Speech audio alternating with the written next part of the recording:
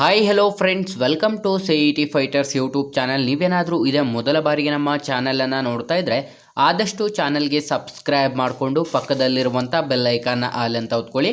ಬನ್ನಿ ಸ್ನೇಹಿತರದಾಗ, ರೈಲ್ವೆ ಇಲಾಖೆಯಲ್ಲಿ ಖಾಲಿರುವಂಥ railway ticket ವಿತರಕರ ಹುದ್ದೆಗಳಿಗೆ ಅಧಿಸೂಚನೆ ಕೂಡ ಇದೀಗ ಹೊರಡಿಸಲಾಗಿರುತ್ತೆ.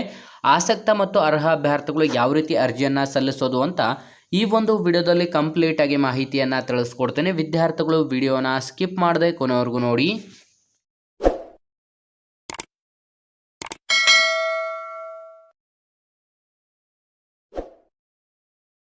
ಇಲ್ಲಿ ಕಾಣಿಸ್ತಾ ಇದೆ ನೋಡಿ, ಅಪ್ಲಿಕೇಶನ್ ಡಾಕ್ಯುಮೆಂಟ್ಸ್ ಅಂತಾನೂ ಕೂಡ ಇಲ್ಲಿ ನೀಡಲಾಗಿರುತ್ತೆ.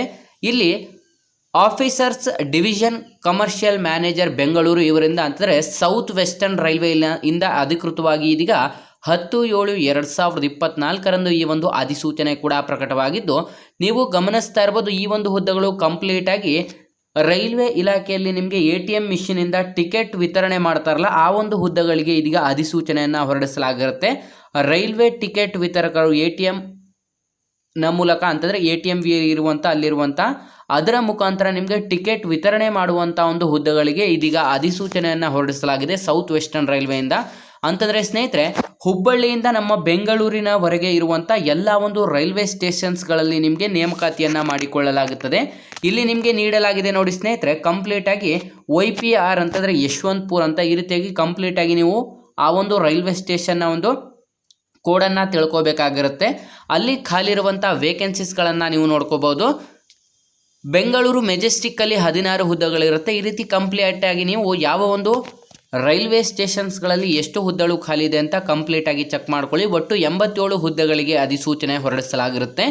ನೀವೇನಾದರೂ ಇದೇ ಮೊದಲ ಬಾರಿಗೆ ನಮ್ಮ ಚಾನಲನ್ನು ನೋಡ್ತಾ ಇದ್ದರೆ ಡಿಸ್ಕ್ರಿಪ್ಷನಲ್ಲಿರುವಂಥ ನಮ್ಮ ಟೆಲಿಗ್ರಾಮ್ ಗ್ರೂಪ್ ಮತ್ತು ವಾಟ್ಸಪ್ ಗ್ರೂಪ್ಗಳಿಗೆ ಜಾಯ್ನ್ ಆಗಿ. ನೀವೇನಾದರೂ village accountant, PDO, BMTC, group C, SDA, FDA ಮತ್ತು ಪೊಲೀಸ್ ಇಲಾಖೆಗೆ ಸಂಬಂಧಪಟ್ಟಂಥ ಎಕ್ಸಾಮ್ ಪ್ರಿಪರೇಷನ್ ಮಾಡ್ಕೋತಾ ಇದ್ದರೆ ಹಿಂದೆ ಡಿಸ್ಕ್ರಿಪ್ಷನಲ್ಲಿರುವಂಥ ನಮ್ಮ ಪೊಲೀಸ್ ಫೈಟರ್ಸ್ ಯೂಟ್ಯೂಬ್ ಚಾನಲ್ಗೆ ಸಬ್ಸ್ಕ್ರೈಬ್ ಮಾಡ್ಕೊಳ್ಳಿ. ಅರ್ಜಿಯನ್ನು ಸಲ್ಲಿಸಲು ಬಯಸುವಂಥ ಅಭ್ಯರ್ಥಿಗಳಿಗೆ ಇಲ್ಲಿ ಅಧಿಕೃತವಾಗಿ ಇಲ್ಲಿ ನೀಡಲಾಗಿದೆ ನೋಡಿ ಸ್ನೇಹಿತರೆ,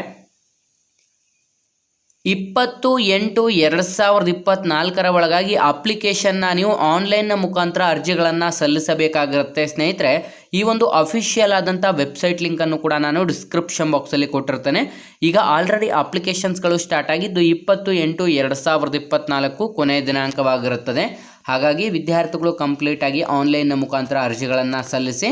ಅರ್ಜಿಯನ್ನು ಸಲ್ಲಿಸಲು ಬಯಸುವಂಥ ಅಭ್ಯರ್ಥಿಗಳಿಗೆ ಇಲ್ಲಿ ಕಂಪ್ಲೀಟಾಗಿ ಸಿಸ್ಟಮ್ ಅಪ್ಲಿಕೇಶನ್ನ ಒಂದು ಅಡ್ರೆಸ್ಸನ್ನು ಕೂಡ ನೀಡಲಾಗಿರುತ್ತದೆ. ವಿದ್ಯಾರ್ಥಿಗಳು ಕಂಪ್ಲೀಟಾಗಿ ಈ ಒಂದು ಅಡ್ರೆಸ್ಸನ್ನು ಕೂಡ ಚೆಕ್ ಮಾಡಿಕೊಡಿ.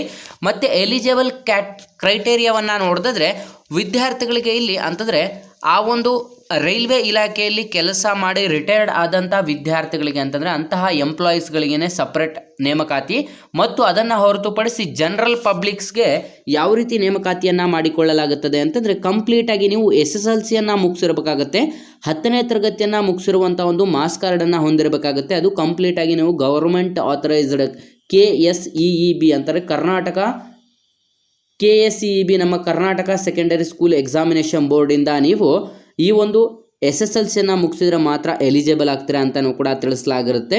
ನಂತರ ಈ ಒಂದು ಅಧಿಸೂಚನೆಗೆ ಆಯ್ಕೆಯಾದಂಥ ಅಭ್ಯರ್ಥಿಗಳಿಗೆ ನೀವು ಯಾವ ಒಂದು ರೈಲ್ವೆ ಸ್ಟೇಷನ್ಸ್ಗೆ ನೀವು ಅರ್ಜಿಯನ್ನು ಸಲ್ಲಿಸಿರ್ತೀರ ಆ ಒಂದು ರೈಲ್ವೆ ಸ್ಟೇಷನ್ ಅಂಡರಲ್ಲಿ ನಿಮಗೆ ನೇಮಕಾತಿಯನ್ನು ಕೂಡ ಮಾಡಿಕೊಳ್ಳಲಾಗುತ್ತದೆ. ಹಾಗಾಗಿ ವಿದ್ಯಾರ್ಥಿಗಳು ಯಾರೆಲ್ಲ ವಿಡಿಯೋಸ್ನ ನೋಡ್ತಾ ಇದ್ರೆ ಸ್ನೇಹಿತರೆ, ನಿಮ್ಮ ಒಂದು ಆಯ್ಕೆ ಪ್ರಕ್ರಿಯೆ ನೋಡಿದ್ರೆ ಯಾವುದೇ ರೀತಿಯಾದಂಥ ಪರೀಕ್ಷೆ ಇರೋದಿಲ್ಲ. ಕಂಪ್ಲೀಟಾಗಿ ನಿಮಗೆ ಮೆರಿಟ್ ಆಧಾರದ ಮೇಲೆ ನೇರ ಸಂದರ್ಶನಕ್ಕೆ ಕರೆದು ಆಯ್ಕೆಯನ್ನು ಮಾಡಿಕೊಳ್ಳಲಾಗುತ್ತದೆ. ವಿದ್ಯಾರ್ಥಿಗಳಿಗೆ ಒಂದು ವೇತನ ಶ್ರೇಣಿಯನ್ನು ನೋಡ್ತಾ ಇದ್ರೆ ಆಯ್ಕೆಯಾದಂಥ ಒಂದು ರೈಲ್ವೆ ಸ್ಟೇಷನ್ನ ಮುಖಾಂತರ ನಿಮಗೆ ಅವರು ನಿಗದಿಪಡಿಸಿದಂಥ ಒಂದು ವೇತನವನ್ನು ಕೂಡ ನಿಗದಿಪಡಿಸಲಾಗಿರುತ್ತೆ ಅಂತಲೂ ಕೂಡ ತಿಳಿಸಲಾಗಿರುತ್ತೆ. ಇದೊಂದು ಸಂಪೂರ್ಣ ಕಾಂಟ್ರಾಕ್ಟ್ ಬೇಸಿಸ್ನ ನೇಮಕಾತಿಯಾಗಿರುತ್ತೆ. 31/3/2025 ಮಾತ್ರ ನಿಮಗೆ ನೇಮಕಾತಿಯನ್ನು ಕೂಡ ಮಾಡಿಕೊಳ್ಳಲಾಗುತ್ತದೆ ಅಂತಲೂ ಕೂಡ ತಿಳಿಸಲಾಗಿರುತ್ತೆ.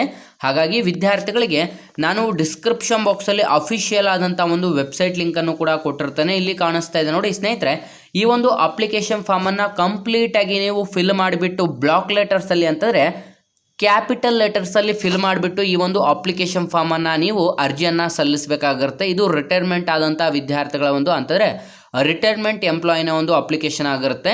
ನಂತರ ಫಾರ್ ಜನರಲ್ ಕ್ಯಾಂಡಿಡೇಟ್ಸ್ಗೆ, ಫಾರ್ ಜನರಲ್ ಪಬ್ಲಿಕ್ ಕ್ಯಾಂಡಿಡೇಟ್ಸ್ಗೆ ಈ ಒಂದು ಅಪ್ಲಿಕೇಶನನ್ನು ನೀಡಲಾಗಿರುತ್ತೆ.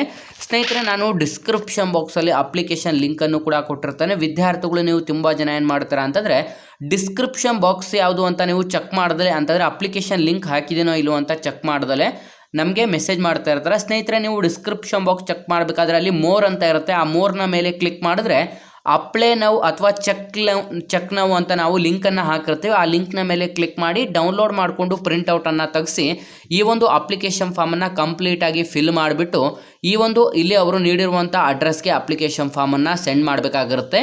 ಸ್ನೇಹಿತರೆ, ಇದಿಷ್ಟು ಕೂಡ ಆಯ್ಕೆಯಾದಂಥ ಅಭ್ಯರ್ಥಿಗಳಿಗೆ ನಮ್ಮ ಕರ್ನಾಟಕದ ವಿವಿಧ ಒಂದು ರೈಲ್ವೆ ಸ್ಟೇಷನ್ಸ್ಗಳಲ್ಲಿಯೇ ನೇಮಕಾತಿಯಾಗಿರುತ್ತೆ. ಹಾಗಾಗಿ ವಿದ್ಯಾರ್ಥಿಗಳು ಹಿಂದೆ ಅಧಿಸೂಚನೆಗೆ ಅರ್ಜಿಗಳನ್ನು ಸಲ್ಲಿಸಿ ನಮ್ಮ ಇವತ್ತಿನ ಈ ಒಂದು ಉದ್ಯೋಗ ಮಾಹಿತಿಯನ್ನು ಆದಷ್ಟು ಲೈಕ್ ಮಾಡಿ ಮತ್ತು ನಿಮ್ಮ ಎಲ್ಲ ಸ್ನೇಹಿತರೊಂದಿಗೆ ಶೇರ್ ಮಾಡೋದ್ರ ಮೂಲಕ ಇನ್ನೂ ಹೆಚ್ಚಿನ ಉದ್ಯೋಗ ಮಾಹಿತಿಗಾಗಿ ಹಿಂದೆ ನಮ್ಮ ಚಾನಲ್ಗೆ ಸಬ್ಸ್ಕ್ರೈಬ್ ಮಾಡ್ಕೊಳ್ಳಿ ಅಂತ ತಿಳಿಸ್ತಾ ಇದ್ದೀವಿ ಸ್ನೇಹಿತರೆ.